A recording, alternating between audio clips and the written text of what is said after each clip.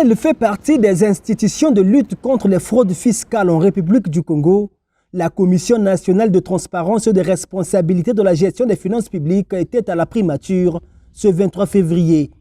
Face à Anatole Coliné Makosso, la délégation de la CNTR est allée présenter ses civilités au Premier ministre, les deux parties qui se voient officiellement pour la toute première fois.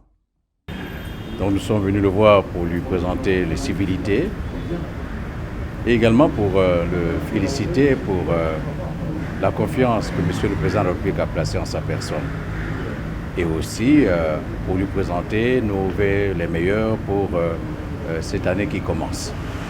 Présenter les vœux les meilleurs, la délégation de la CNTR ne pouvait passer sans dire au chef du gouvernement qui elle était vraiment. Une présentation sommaire de l'institution, son fonctionnement et ses missions ont fait l'objet des échanges. La CNTR applique un code.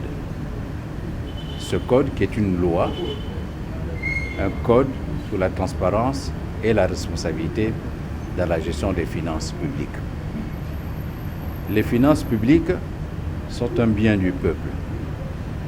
Et ce que nous recherchons au travers de ce code, c'est que ces finances publiques soient gérées conformément aux règles établies, d'abord.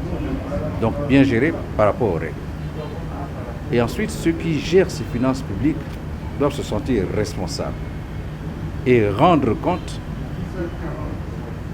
au public, au peuple. Le faisant, nous pensons pouvoir contribuer à l'amélioration de cette gouvernance des finances publiques. Contribuer à l'amélioration des finances publiques, une mission sans doute délicate assignée à la CNTR, car la justification de la transparence de les finances publiques fait appel à un contrôle accru. À en croire Joseph Mana, le contrôle est la bête noire des administrateurs congolais. La notion d'audit, tout le monde a peur de l'audit. Tout le monde a peur du contrôle, mais j'ai souvent indiqué que ça booste. Lorsque vous savez que vous serez contrôlé, vous vous appliquez dans l'exécution de votre tâche.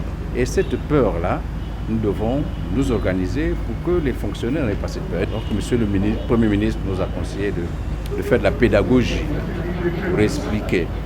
Et dans notre plan d'action, nous avons envisagé effectivement d'aller vers ces gestionnaires des finances publiques pour qu'ils nous connaissent mieux, qu'ils sachent qu'est-ce que nous visons comme objectif et comment nous allons travailler.